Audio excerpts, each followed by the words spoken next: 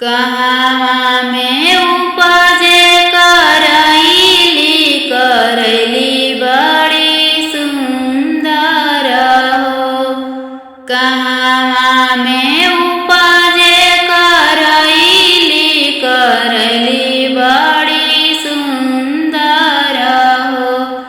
के कर कोखी जनमाली बेटी त बेटी बड़ी सुंदर हो।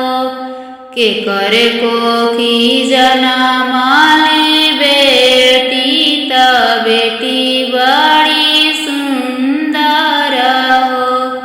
कुर खेते उपजे करैली बड़ी सुंदर हो। कुर खेते उपजे करैली बड़ी सुंदर हो। मम्मी कोखी जनमाली बेटी त बेटी बड़ी सुंदर हो। मम्मी कोखी जनमाली बेटी त बेटी बड़ी सुंदर हो। कहाँ के हउए दुल्हवा त कहे हम विवाह करब हो। कहाँ के हउए दुल्हवा त कहे हम विवाह करब हो।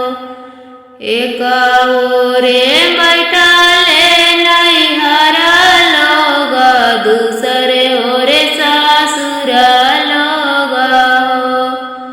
एक ओरे बैठले नैहर लोग, दूसरे ओरे ससुर लोग हो। बिचवा में बैठले सुंदर दुल्हा, हाथ में सिनोरा ले हो।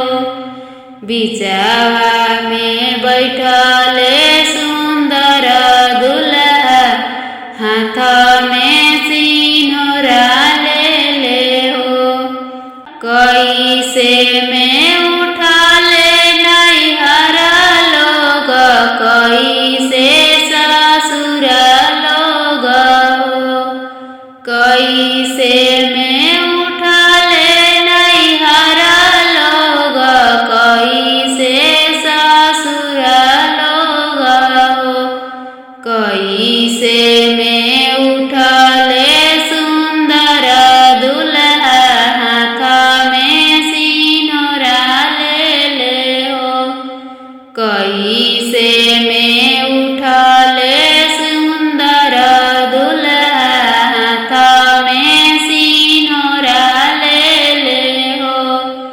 रोवई त उठाले नैहर लोग, हंसले ससुर लोग हो।